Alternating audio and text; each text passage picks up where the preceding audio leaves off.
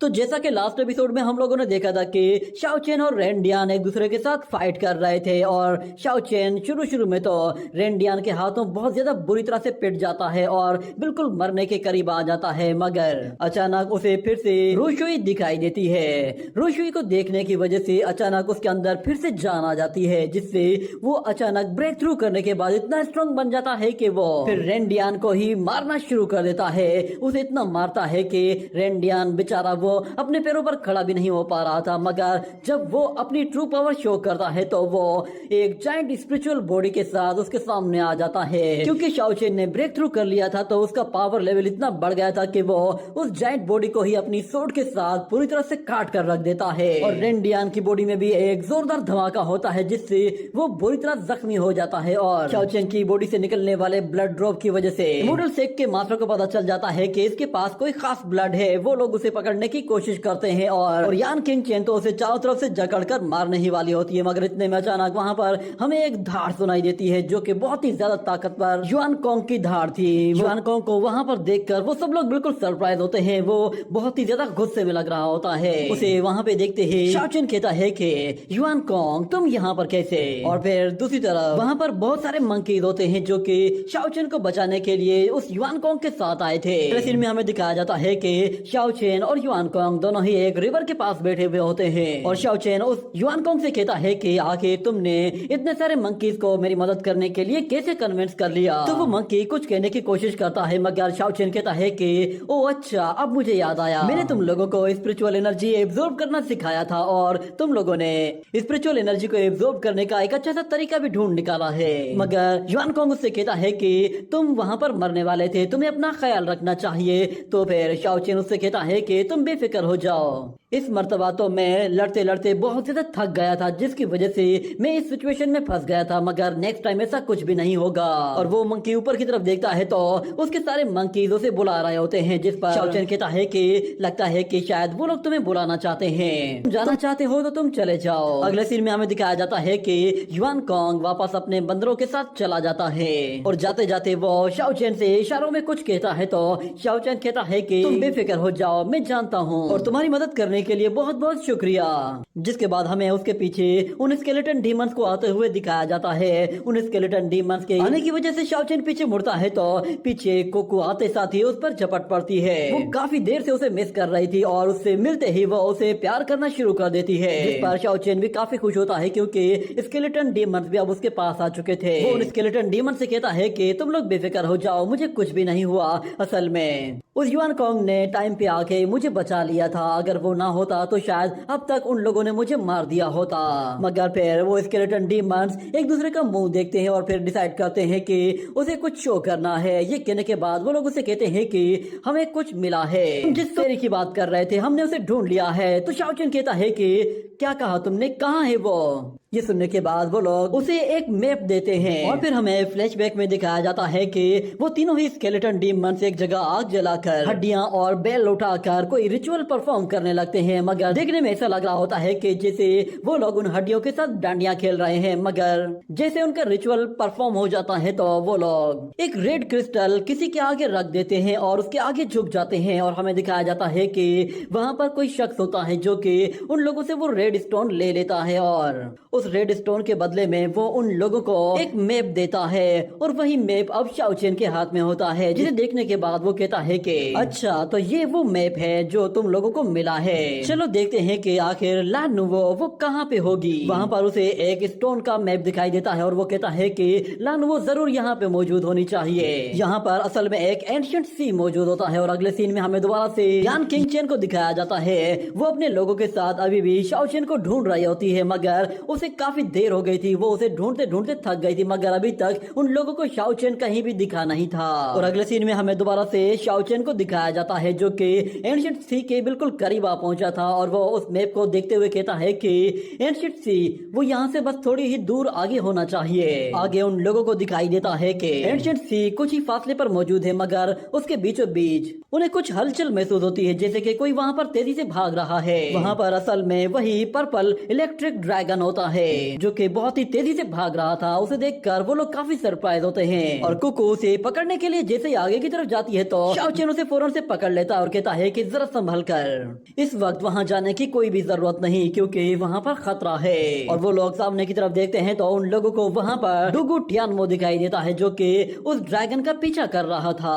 उसे देखकर Shao chain भी हैरान होता है कि आखिर ये यहाँ पर क्या कर रहा है। अगले सीन में हमें दिखाया जाता है कि वो लाइटनिंग ड्रैगन लाइटनिंग स्पीड के साथ भागते हुए जा रहा था और वो देखता है कि टियानमो अभी भी उसका पीछा कर रहा है। इतने में एक बहुत ही पावरफुल एनर्जी वेव अटैक उसकी तरफ आगे बढ़ता है तो वो ड्रैगन फौरन से उस अटैक को डॉज करते हुए एक साइड पे हट जाता है, जिसके बाद टियानमो उसके सामने आ जाता है और उससे कहता है कि अच्छा तो तुम हो ज़ूलोंग, हाफ इमोर्टल ड्रैगन। सोचा नहीं था कि इतना छोटा सा ड्रैगन किंग होगा। तुम मेरी ही किस्मत में थे, इसीलिए तुम अभी तक किसी और को नहीं मिले। इतना कहने के बाद हम देखते हैं कि वो ड्रैगन गुस्से में आ जाता है और अपने मुंह से बहुत ही पावरफुल एनर्जी बॉल्स क्रिएट करना शुरू कर देता है।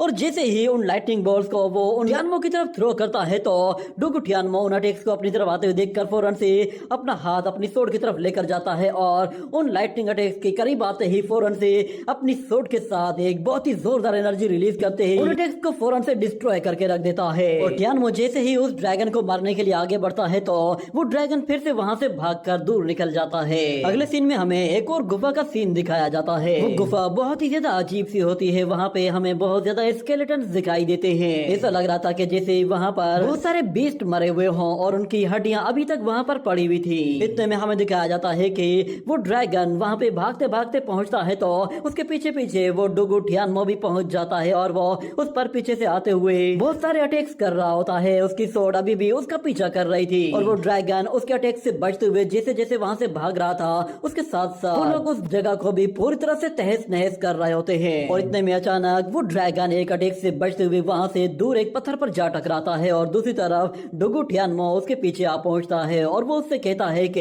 एक वाइल्ड हॉर्स को हमेशा से सब्र से काम लेना चाहिए, मगर जहाँ तक मेरी बात है तो सब्र वो बहुत ही ज्यादा लिमिटेड है, मैं ज्यादा सब्र नहीं कर सकता। ये कहने के बाद वो जोर से अपना पैर जमीन पे मारता है तो अचानक उसकी सोड वो उस बॉक्स से निकलते ही बाहर आ जाती है और डुगू टियानमो उस सोड को अपने हाथ में पकड़ते हुए उस ड्रैगन को मारने के लिए अपनी एनर्जी वेव उससे रिलीज करता है। इतने में हमें दिखाया जाता है कि वहाँ पर उस ड्रैगन के पीछे से एक सोड आती है जो कि आते साथ ही वहाँ पे मौजूद हर एक चीज को पूरी तरह से फ्रीज करके रख देती है। ये देखकर डुगू टियानमो भी हैरान हो जाता है और वो कहता है कि लगता है किसी ने टाइम एंड स्पेस पावर को यूज किया है। वहाँ पे मौजूद जितने भी स्टोन्स थे वो सारे के सारे हवा में ऊपर आ चुके होते हैं और फिर हमें वहाँ पर एक लेडी को आते हुए दिखाया जाता है जिसने अपना चेहरा कवर किया हुआ होता है। वो लाइटनिंग सोड भी उसी लेडी की ही होती है। उसे देखते ही वो ड्रैगन फौरन से पहचान जाता है और फौरन से उसी लेडी की तरफ चला जाता है और हमें पता चलता है कि वो ड्रैगन तो असल में उस लड़की का पेट है। ये देखकर डुगू टियानमो को भी एक झटका सा लगता है मगर वो पूरी तरह से फ्रीज होता है और वो कुछ भी नहीं कर पाता। वो लेडी उस ड्रैगन से कहती है कि तुमने काफी ज्यादा मजा कर लिया, अब चलो घर जाने का वक्त आ गया है। ये कहने के बाद वो ड्रैगन वहाँ से अपने आप ही चला जाता है और दूसरी तरफ वो लेडी जब डुगू टियानमो की तरफ देखती है तो वो कहती है कि इस बंदे का नेचर एक किलिंग नेचर है और इसका हार्ट एक डेविल हार्ट है और जहाँ तक बात इसकी स्पिरिट की है तो उसकी स्पिरिट में कर्स भरा हुआ है। ये कहने के बाद वो टाइम एंड स्पेस पावर को रिलीज करते साथ ही फौरन से वहाँ से खुद चली जाती है और दूसरी तरफ डुगू टियानमो रिलीज हो जाता है तो वो उस लेडी के बारे में कहता है कि आज तक मुझे यहाँ पे कोई भी रोकने वाला नहीं आया, ये पहली लड़की थी जिसने मुझे इतनी देर तक होल्ड किया है, सच में ये एक पावरफुल फेरी है। ये कहने के साथ ही वो जोर जोर से हंसना शुरू कर देता है और कहता है कि सिर्फ यही एक फेरी है जो कि मेरी अपोनेंट कहलाने के लायक है। ये कहने के साथ ही वो जोर जोर से हंसते हुए फिर से अपनी सोड लेके उस लड़की के पीछे चला जाता है और साथ में अपनी सोड एनर्जी के साथ वहाँ पे मौजूद एक स्टोन को भी डिस्ट्रॉय कर देता है और हमें दिखाया जाता है कि वहाँ पे मौजूद कुछ पिलर्स के डिस्ट्रॉय होने की वजह से वहाँ पर एक एनर्जी पोर्टल खुल जाता है और हमें उस पोर्टल के अंदर से एक और वॉरियर को निकलते हुए दिखाया जाता है। वो कहता है कि कौन बंदा है जो यहाँ पर तोड़ फोड़ कर रहा है, मगर जब वो उस जगह को देखता है तो उसे बहुत ज्यादा गुस्सा आता है और वो कहता है कि आखिर ये सब कुछ किसने किया है। अगले सीन में हमें दोबारा से शाओ चेन और उन स्केलेटन डेमंस को दिखाया जाता है। वो लोग सीधा उसी डायरेक्शन की तरफ जा रहे होते हैं मगर वो लोग कहते हैं कि उम्मीद है कि वो डुगू टियानमो और वो ड्रैगन यहाँ से जा चुके होंगे और वो ड्रैगन भी उसके हाथों निकलकर कहीं चला गया होगा। मैंने उस ड्रैगन ड्रैगन की स्पीड देखी है वो सच में एक एक्स्ट्रा ऑर्डिनरी स्पीड के साथ भागता है, मगर कुकू को उसकी स्पीड में कोई इंटरेस्ट नहीं। दूसरी तरफ शाओचेन कहता है कि वो ड्रैगन अब यहाँ पे अपीयर हो चुका है, तो इसका मतलब ये है कि सब लोग अब उस ड्रैगन का पीछा करेंगे और एक एक करके यहाँ पर आना शुरू हो जाएंगे।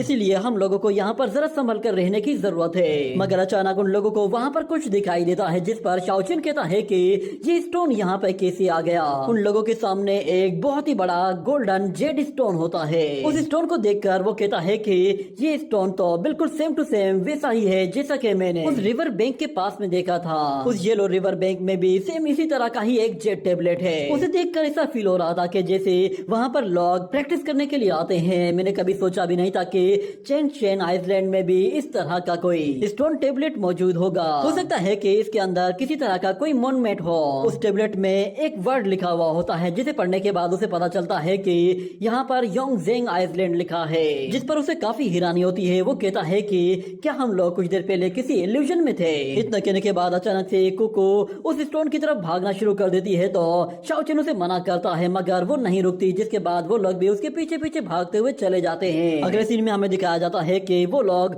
उसके पीछे भागते भागते सेम उसी जगह पर आ पहुंचते हैं जहां पर बड़े बड़े पिलर्स बने हुए होते हैं और कुछ देर पहले वहां पर उस ड्रैगन किंग जुलोंग और टियानमो के बीच में फाइट हुई थी। उस जगह को देखते हुए शाओचेन कहता है कि ये तो सच में बहुत ही लाजवाब जगह लग रही है, यहाँ पे जैसे कि हड्डियों का कोई भंडार सा लगा हुआ हो। चलो देखते हैं यहाँ पे कोई शख्स जिंदा भी है या नहीं। इतने में वो मंकी डीमन फौरन से वहाँ पे मौजूद एक खोपड़ी को उठाता है और उसे अपने चेहरे के ऊपर लगा देता है और फिर उसी डरावने चेहरे के साथ वो अपने ही दोस्तों को डराने की कोशिश करता है, जो कि पहले से ही डरावने हैं। मगर मंकी किंग के डराने की वजह से वो स्केलेटन डीमंस भी नहीं डरते, जिस पर एक स्केलेटन डीमन उसके मुंह से वो खोपड़ी उतारने की कोशिश करता है, तो मंकी किंग उसे वो खोपड़ी देने को बिल्कुल भी तैयार नहीं था। मगर वो मंकी किंग जैसे ही उस हड्डी से अपनी जान छुड़ाता है तो वो दूसरी हड्डी से जाकर टकराता है और शाओचेन को दिखाई देता है कि वो जायंट बोन तो गिरने लगी है। ये देखने के बाद वो मंकी और वो सारे स्केलेटन डीमंस वहाँ से पीछे हटना शुरू होते हैं। उन्हें डर लग रहा था कि शायद वो हड्डी उनके ऊपर ही ना गिर जाए, मगर हमें दिखाया जाता है कि वो हड्डियाँ एक दूसरे के ऊपर ही गिरना शुरू होती हैं और देखते ही देखते वो सारी की सारी एक साथ ही गिर जाती है। इतने में अचानक शाओचेन को वहाँ पर एक अजीब सा ऑरा फील होता है और देखते ही देखते उसे वहाँ पर एक पोर्टल नजर आता है जो कि उसे अपने अंदर खींच लेता है। और फिर हमें दिखाया जाता है कि शाओचेन उस पोर्टल में जाने के बाद एक ऐसी जगह आकर निकला था कि जो पहले वाली जगह से बिल्कुल डिफरेंट होती है। उस जगह को देखकर शाओचेन भी हैरान होता है कि आखिर ये मैं कौन सी जगह आ गया, कौन मुझे यहाँ पर लेकर आया है। इतने में फिर ऊपर से उसे किसी की आवाज सुनाई देती है, जो कि उससे कहता है कि ये तुम्हारी कब्र है। इतने में एक फैन उसके फेस के बिल्कुल पास से होकर गुजर जाता है, जिससे वो बाल बाल बचता है और वो उस फैन की तरफ देखता है, जो कि वापस घूमते हुए उसी बंदे के पास चला जाता है। हमें दिखाया जाता है कि ये वही बंदा है जो कि कुछ देर पहले अपीयर हुआ था और उसने कहा था कि मेरी इस जगह को किसने डिस्ट्रॉय किया है। शाओचेन उससे पूछता है कि तुम हो कौन और मुझ पर हमला क्यों कर रहे हो। और वो बंदा गुस्से में कुछ कहने की कोशिश करता है, मगर अचानक उसे कुछ तकलीफ महसूस होती है, जिसकी वजह से वो बोल नहीं पाता। मगर कुछ देर सांस लेने के बाद वो उससे कहता है कि तुम लोगों ने मेरे इस कोर्टयार्ड को पूरी तरह से डिस्ट्रो नाबूद कर दिया है। क्या तुम लोगों ने देखा है कि तुम लोगों ने वहाँ पर कितनी तबाही की है। उन फैंस को अपनी तरफ आता हुआ देखकर शाओचेन फौरन से शील्ड बना लेता है और उन फैंस को अपनी तरफ आने से पहले ही रोककर वापस पीछे धकेल देता है और बाकी जितने भी फैंस होते हैं वो उन्हें बहुत ही आसानी से डॉज कर लेता है। उनकी स्पीड इतनी ज्यादा नहीं होती कि वो शाओचेन को हर्ट कर सके। मगर फिर दूसरी तरफ शाओचेन उस बंदे की तरफ देखते हुए कहता है कि तुम्हारा कोर्टयार्ड और उसकी कौन सी लेआउट हमने डिस्ट्रॉय की है। कहीं तुम उन बाहर खड़ी हुई उन हड्डियों के ढांचे के बारे में तो नहीं कह रहे। हम लोगों ने डिस्ट्रॉय नहीं करना चाहते थे, वो बस एक्सीडेंटली हो गया था। जिसके बाद वो बंदा कहता है कि अगर तुम उन्हें डिस्ट्रॉय कर भी दो तो तुम कर सकते हो, मगर मैं उन्हें दोबारा बना सकता हूँ। पर अगर कुछ स्ट्रक्चर की ही होती तो ठीक था, मगर तुमने तो आधे से ज्यादा स्ट्रक्चर डिस्ट्रॉय कर दिया है, इसलिए तुम्हें इसकी माफी नहीं मिलेगी। ये कहते ही वो अपना फैन थ्रो करते ही एक पोर्टल के अंदर चला जाता है। ये देखकर शाओचेन परेशान हो जाता है कि आखिर ये बंदा कहाँ से आकर बाहर निकलेगा। मगर अचानक उसे फील होता है कि जैसे वो उसके करीब आ चुका है। इतने में उसके पीछे से एक पोर्टल एक्टिवेट होता है, तो शाओचेन उसके अटैक को फौरन से रोक लेता है। वो बंदा अपना प्रेशर बढ़ाने की कोशिश करता है, मगर शाओचेन से टकराने की वजह से वो भी और शाओचेन दोनों वहाँ से पीछे हट जाते हैं। और शाओचेन कहता है ये बंदा कुछ अजीब सा है, मैं नहीं जानता कि आखिर ये किस तरह की ट्रिक ट्राई कर रहा है। और दूसरी तरफ हम देखते हैं कि वो शख्स फौरन से अपने हाथों से एनर्जी क्रिएट करते हुए शाओचेन को पकड़कर अपनी तरफ खींचना शुरू करता है, तो शाओचेन उसकी तरफ खींचा चला जाता है, जिस पर वो खुद भी बिल्कुल हैरान रह जाता है। और हम देखते हैं कि वो बंदा फिर शाओचेन को एक बहुत ही जोरदार पंच दे मारता है, जिससे शाओचेन को काफी तकलीफ होती है और वो पीछे सीधा उन क्यूब से जाकर टकराने वाला होता है। तो वो वॉरियर उसे दोबारा से पकड़कर अपनी तरफ खींचता है, तो शाओचेन उन क्यूब से टकराते हुए सीधा आगे की तरफ जा रहा था और उसके साथ साथ वो क्यूब्स भी आगे जा रहे होते हैं। ये देखने के बाद शाओचेन फौरन से अपने आप को छुड़ाने के लिए उस वॉरियर पर एक जोरदार पंच से वार करने के लिए जाता है, मगर इतने में वो वॉरियर उसे देखकर शाओचेन से कहता है कि तुम कुछ ज्यादा ही नजदीक आ गए हो, चलो अब वापस चले जाओ। ये कहने के बाद वो उसे दोबारा से पुश करते हुए वो उठाकर दूर फेंक देता है, मगर शाओचेन पीछे जाते जाते फौरन से एक स्पिरिचुअल ड्रैगन को समन करते हैं। उसके साथ जैसे उस बंदे पे वार करता है, तो हम देखते हैं वो ड्रैगन फौरन से उसके ऊपर आकर उस पर एक बहुत ही जोरदार वार करता है, जिससे बचने के लिए वो बंदा अपने सामने एक बैरियर बना लेता है, मगर उसके बावजूद भी वो ड्रैगन उसे बहुत ही जोर से पुश कर रहा होता है और उसे आहिस्ता आहिस्ता पीछे धकेल रहा था। मगर वो बंदा फिर एक जगह रुककर एक जोरदार पुश के साथ ड्रैगन फेस को पूरी तरह से खत्म करके रख देता है। और शाओचेन की पावर्स देखकर वो काफी इंस्पायर होता है और कहता है कि तुम भी मेरी ही तरह same to same 5th heaven level में हो और तुम भी सेम टू सेम मेरी ही तरह ही स्पिरिट भी ड्रॉ कर सकते हो। ये सुनकर शाओचेन हैरान होता है और वो कहता है कि तुम किस तरह की स्पिरिट ड्रॉ करने की बात कर रहे हो। तो वो बंदा उसे बताता है कि टाइम एंड स्पेस में जिस बंदे के पास सबसे ज्यादा स्पिरिचुअल पावर होती है वही इस तरह का अटैक कर सकता है। क्या तुमने इस तरह की टेक्निक के बारे में कहीं नहीं पढ़ा? तो शाओचेन कहता है कि नहीं, मुझे नहीं मालूम। जिस पर वो बंदा कहता है कि ठीक है, आज के बाद तुम्हें ये बात भी पता चल जाएगी। ये कहने के बाद वो अपना फैन उसकी तरफ थ्रो करता है और कहता है कि चलो देखते हैं कि आज का ये मैच कौन जीतता है। अगर तुम ये मैच जीत जाते हो तो मैं सब कुछ भूल जाऊंगा, तुमने यहाँ पे जो कुछ भी किया है तुम्हारी सारी गलतियां माफ हो जाएंगी। ये कहने के बाद शाओचेन बहुत सारी स्पिरिचुअल फॉर्मेशन उसकी तरफ थ्रो कर रहा होता है और वो वॉरियर कहता है कि लगता है कि तुमने शायद टाइम के बारे में सबसे ज्यादा इम्पोर्टेंट इन्फॉर्मेशन को मिस कर दिया है। वो बंदा उसके बिल्कुल बीच में ही खड़ा रहता है और शाओचेन को बताता है कि तुम टाइम के बारे में ज्यादा कुछ नहीं जानते, बस तुम्हें सिर्फ और सिर्फ स्पेस पावर को यूज करने का ही पता है, जिसकी मदद से तुम सिर्फ फॉर्मेशंस बनाते हो।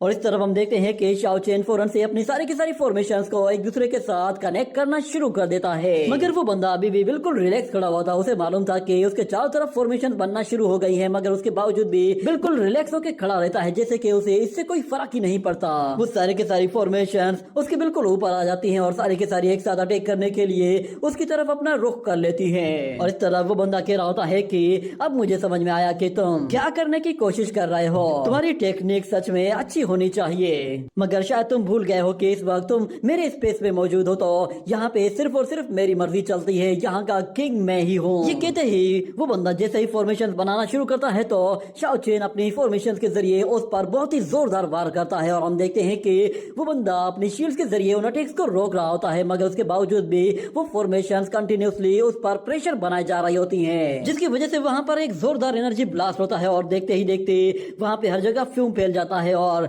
वो एनर्जी फॉर्मेशंस अभी भी एनर्जी अटैक्स कर रही होती है। और देखते ही देखते वो बंदा अचानक से पूरी तरह से धूल मट्टी में घिर जाता है, क्योंकि वो उस एनर्जी को ज्यादा देर तक होल्ड नहीं कर पाता, ना ही उसका वो सीक्रेट स्पेस उस एनर्जी को होल्ड कर पाता है और वो अपने आप ही डिस्ट्रॉय हो जाता है। जिसके बाद हम देखते हैं कि वो बंदा उस धूल मट्टी से निकलकर शाओचेन के पास आता है और कहता है कि तुम्हारे पास स्ट्रेंथ तो सच में काफी अच्छी है, वैसे तुमने अपना नाम नहीं बताया, तुम्हारा नाम क्या है? तो शाओचेन कहता है तुम मुझे शाओचेन कह सकते हो। और वो अपने पीछे मुड़कर देखता है तो उसके दोस्त भी वहाँ पर आ चुके होते हैं, जिस पर वो समझ जाता है कि वो सीक्रेट स्पेस से निकल चुका है। और वो उन स्केलेटन डीमंस को भी कहता है कि तुम लोग टेंशन मत लो, मैं बिल्कुल ठीक हूँ। बदकिस्मती से मैं यहाँ पे एक नए अजनबी बंदे से मिल गया था, जिसकी वजह से तुम लोगों से थोड़ी देर के लिए अलग हो गया था। और इस तरह वो बंदा उन स्केलेटन डीमंस की तरफ देखते हुए कहता है कि अच्छा, तो ये अनडेड लोग तुम्हारे साथ हैं, मगर ये सिर्फ 3 हैं, अगर तुम्हारे पास 4 होते तो शायद तुम्हारे लिए अच्छा होता। ये कहने के बाद वो उस कैट की तरफ देखता है तो वो कैट उसे जरा भी मुंह नहीं लगाती और वादे के मुताबिक क्योंकि शाओचेन ये फाइट जीत चुका है, तो वो बंदा शाओचेन से कहता है कि ये फाइट खत्म हो चुकी है, इसलिए यहाँ पे ना कोई लड़ाई होगी ना ही कोई डिस्ट्रक्शन होगी, तुम लोग अब यहाँ से जा सकते हो। ये कहने के बाद वो उस पोर्टल के अंदर चला जाता है और दूसरी तरफ शाओचेन वो वहीं पे ही अपने दोस्तों के साथ खड़ा रहता है और उस बंदे के बारे में कहता है कि ये सच में काफी अजीब और इंटरेस्टिंग बंदा था। और दूसरी तरफ हम हमें कुकू को दिखाया जाता है। उसे शाओ चेन के पैर में कुछ स्पिरिचुअल एनर्जी दिखाई देती है तो वो फौरन से उसके पैर पे आकर लिपट जाती है। तो शाओ चेन अपने पैरों में देखता है वहाँ पर असल में एक ट्रैकिंग मार्क लगा हुआ है। अगले सीन में हमें दोबारा से यान किंग चेन और उसके वॉरियर्स को दिखाया जाता है जो कि अभी भी शाओ चेन को ढूंढ रहे होते हैं और वो लोग कहते हैं कि वो बंदा कहाँ चला गया है, हमें वो कहीं भी नहीं मिल रहा। लगता है कि शायद हमें किसी ने गलत एड्रेस बताया है। मगर फिर यान किंग चेन कहती है कि उसे भागने दो। जिसके बाद वो पीछे पलटकर देखती है तो पीछे से जाओ लिंगर अपने फ्लाइंग हॉर्स के साथ उन लोगों के पास आ पहुंचती है और वो लोग जाओ लिंगर को वहां पर देखकर काफी सरप्राइज होते हैं। वो उन लोगों को आकर बताती है कि मुझे उस शाओ चेन के ट्रेसेस मिल गए हैं, मैं जानती हूँ कि वो कहाँ पे मौजूद है, इसीलिए मैं चाहती हूँ कि तुम लोग अपनी फुल पावर को यूज करते हुए उसके ऊपर हमला करो। तुम्हारे पास जितने भी लोग हैं फौरन से उन लोगों को इकट्ठा करना शुरू करो, क्योंकि मैं नहीं चाहती कि इस मर्तबा वो बंदा यहाँ से जिंदा निकल कर भाग जाए। उसकी बात सुनने के बाद यान किंग चेन फौरन से अपने बंदों की तरफ जाने लगती है तो वहाँ पे मौजूद एक वॉरियर उससे कहता है कि एल्डर ने तो हमें बताया था कि हम लोगों को यहाँ पे सर्चिंग करनी है। मगर फिर यान किंग चेन उससे कहती है कि हम लोग शाओ चेन को नहीं मार पा रहे तो फिर इसलिए अब हम लोगों को किसी की हेल्प तो लेनी ही पड़ेगी। ये कहने के साथ ही ये एपिसोड यहीं पे ही